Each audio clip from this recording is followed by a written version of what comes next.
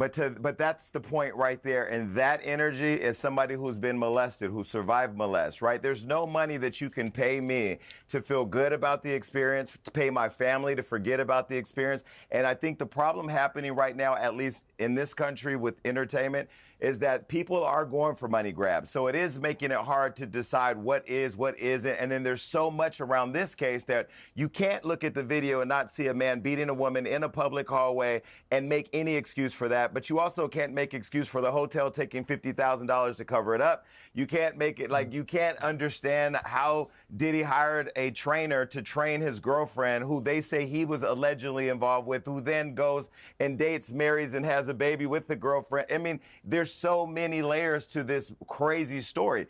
But I think the biggest issue to what he just said was that people have become apathetic with the abuse, with the narcissism, with the coercion, with the intimidation, and with the sex-crazed industry right now, that it's like just another blip on social media. And it is an epidemic that I think, as we go back to what Esther said earlier and what we started at the top of this broadcast, is that this is going to trail back to a lot of people that all of us are going to go, what?